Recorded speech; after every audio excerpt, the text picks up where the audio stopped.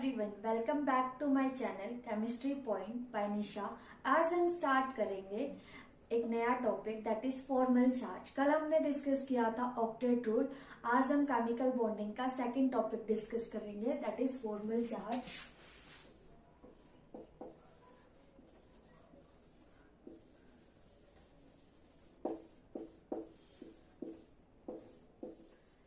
Formal charge से हम क्या समझते हैं कि कोई फ्री एटम है या फिर अपने पास में कोई आइसोलेटेड एटम है, तो फ्री एटम या आइसोलेटेड एटम वो ग्राउंड स्टेट में प्रेजेंट होगा। ग्राउंड स्टेट में प्रेजेंट होने पर उसके वैलेंस शेल में कितने इलेक्ट्रॉन है, तो वो डिसाइड करेगा कि उसके ऊपर फॉर्मल चार्ज कितना होगा। तो यहाँ पर जैसे फ्री एटम या जैसे मान लिया मेरे पास में फ्लोरीन है। फ्लोरीन के वैलेंस शेल में 7 इलेक्ट्रॉन है,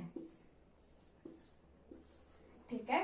7 इलेक्ट्रॉन है। इसको अपना ऑक्टेट कंप्लीट करने के लिए सिर्फ 1 इलेक्ट्रॉन की रिक्वायरमेंट है। तो ये क्या करेगा, 1 इलेक्ट्रॉन कहीं से ले लेगा। जब ये लेगा तो इसके ऊपर नेगेटिव चार्ज आएगा, तो उसको हम फॉर्मल चार्ज बोलेंगे। तो फॉर्मल चार्ज क्या एक हाइपोथेटिकल फिनोमिना है, जिसमें अब यहाँ पे फॉर्मल चार्ज क्या बोलता है कि फॉर्मल चार्ज निकालने के लिए हमें नंबर ऑफ वैलेंस शेल में कितने इलेक्ट्रॉन प्रेजेंट है एक एटम के आइसोलेटेड ग्राउंड स्टेट के अंदर जो पड़ा है एटम, उसमें कितने एटम है, फिर उसमें से हम माइनस करेंगे नॉन बॉन्डेड लोन पेयर को, जिसमें से लोन पेयर है जो शेयर नहीं हो रखे उसको हम माइनस करेंगे, और फिर यहाँ पे फिर माइनस करेंगे शेयर्ड नंबर ऑफ इलेक्ट्रॉन को, तो half of number of shared electron. तो इसका एग्जाम्पल CO3 2 नेगेटिव है, इसके ऊपर फॉर्मल चार्ज 2 है। तो इसमें अगर हम यहाँ पे देखें कार्बन, ये एक ऑक्सीजन, ये एक ऑक्सीजन, ये एक ऑक्सीजन, ठीक है। अगर हमें पता है कार्बन में वैलेंस शेल इलेक्ट्रॉन कितने होते हैं 4, तो और ऑक्सीजन के अंदर वैलेंस शेल इलेक्ट्रॉन कितने होंगे 6।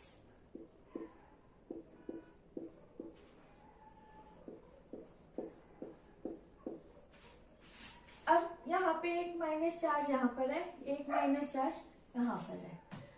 यहाँ पे जो ऑक्सीजन है वो क्या करेगा, डबल बॉन्ड कार्बन यहाँ पे डबल बॉन्ड के थ्रू ऑक्सीजन से अटैच हो जाएगा।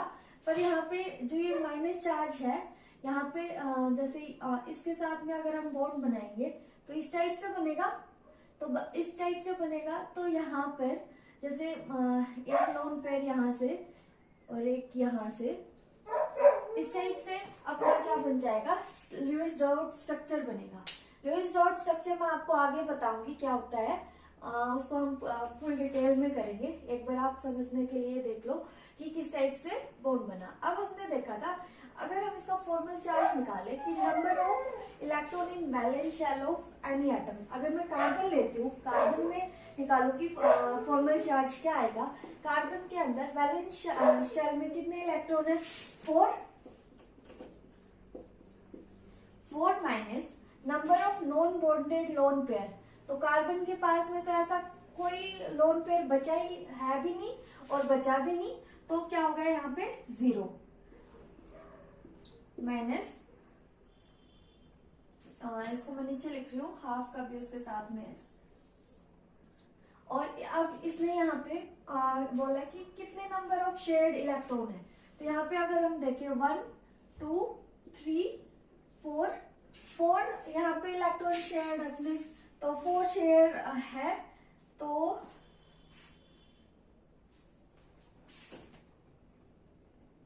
अब यहाँ पे हम देखेंगे number of shared electron. Shared electron के अंदर अगर हम देखें 1 2 3 4 5 6 7 8 इलेक्ट्रॉन शेयर्ड है। तो 8 इलेक्ट्रॉन शेयर्ड है, तो इस टाइप से हम इसको क्या कर देंगे, 4 माइनस 4 इज इक्वल टू 0। तो कार्बन के ऊपर अपना कितना चार्ज आ गया, 0 फॉर्मल चार्ज है। तो कार्बन के ऊपर तो अपना फॉर्मल चार्ज 0 आ गया। अगर इसी टाइप से हम ऑक्सीजन के ऊपर निकालें,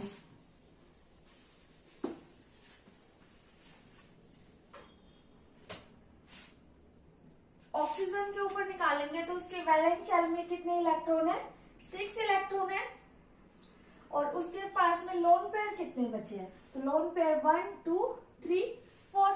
अब यहाँ पर हम ऑक्सीजन का फॉर्मल चार्ज निकालेंगे।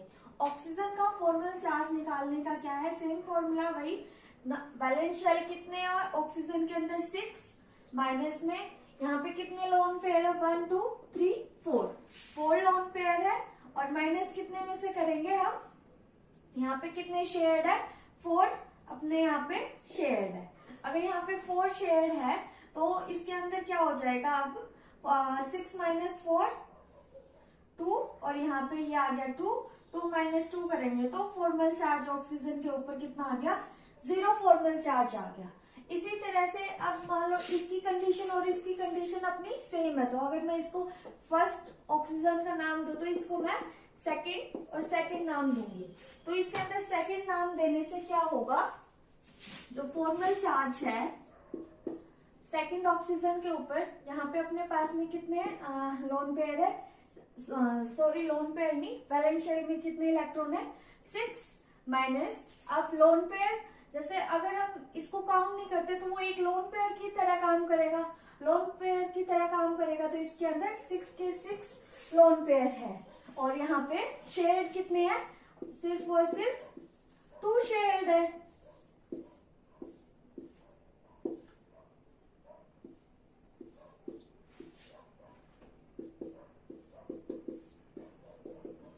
फॉर्मल चार्ज कितना आ गया ऑक्सीजन के ऊपर? -1।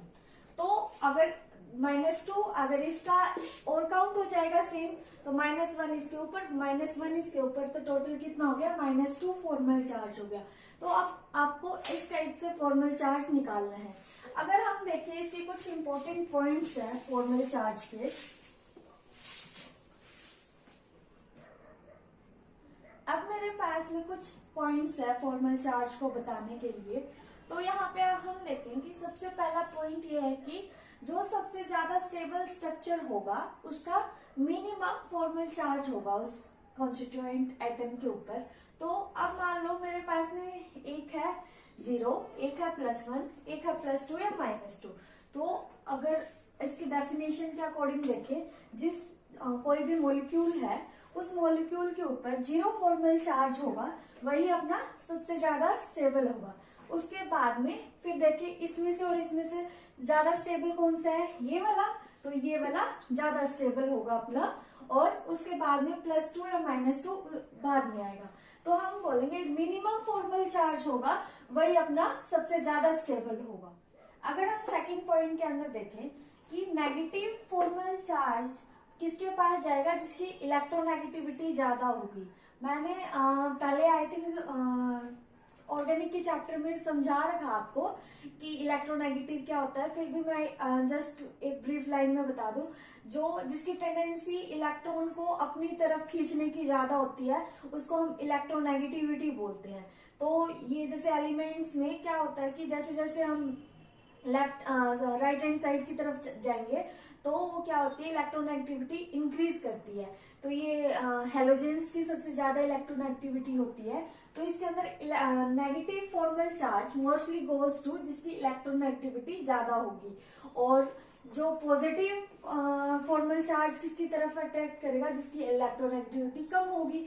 जिसकी इलेक्ट्रोनेगेटिविटी कम होगी तो वो किसकी तरफ जाएगा? जैसे मेटल्स, आयनाइजेशन एनर्जी ज्यादा होगी। आयनाइजेशन एनर्जी क्या होती है कि इलेक्ट्रॉन को लूज करने की टेंडेंसी होती है, उसको ज्यादातर ये मेटल्स में मिलती है हमें। तो उनकी इलेक्ट्रोनेगेटिविटी कम होती है मेटल्स की और आयनाइजेशन एनर्जी ज्यादा होती है। तो इसके अंदर हम फॉर्मल चार्ज देखें, फॉर्मल चार्ज उसी का ज्यादा होगा जिसकी इलेक्ट्रोनेगेटिविटी ज्यादा होगी। जिस एटम की इलेक्ट्रोनेगेटिविटी ज्यादा होगी उसी साइड अपना नेगेटिव फॉर्मल चार्ज होगा।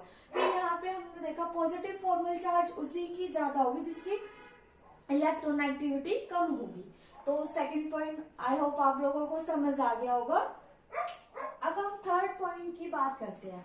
थर्ड पॉइंट में क्या बोलता है कि जैसे यहाँ पे अपने पास में यहाँ पे एक स्ट्रक्चर है, इस स्ट्रक्चर में ये बोल रहा है कि कोई भी दो एडजेसेंट एटम होंगे, अगर उनके ऊपर सेम चार्ज होगा तो वो सबसे ज्यादा अनस्टेबल होगा। तो इस टाइप से कोई स्ट्रक्चर होगा तो वो अनस्टेबिलिटी को बताएगा कि सेम साइन फॉर्मल चार्ज होगा तो एडजेसेंट एटम के ऊपर वो अनस्टेबल होगा। लुईस डॉट स्ट्रक्चर के अकॉर्डिंग हम उसको अनस्टेबल बोल देंगे। अब हमारा लास्ट पॉइंट है, यहाँ क्या बता रहा है कि कोई भी फॉर्मल चार्ज का अगर हम सम करते हैं कॉन्स्टिट्यूएंट एटम पर तो वो किसके इक्वल आएगा, कोई भी चार्ज नहीं आएगा उस आयन पे। अब मान लो यहाँ पे +1 इज इक्वल टू -1, तो ये किसके इक्वल हो जाएगा, 0 के इक्वल हो जाएगा। तो इसमें जैसे क्या होता है कि अगर हम किसी भी उसका चार्ज निकाल रहे हैं, किसी पे +1 है और उसी दूसरे कॉन्स्टिट्यूएंट एटम पे -1 है, तो उसका सम करेंगे तो 0 आएगा। तो यही था अपना फॉर्मल चार्ज। आज के लिए बस इतना ही था, फॉर्मल चार्ज अपना टॉपिक कंप्लीट हो गया। अब नेक्स्ट क्लास में हम नेक्स्ट टॉपिक करेंगे। तो आज के लिए thank you and please subscribe my channel and share also. Thank you.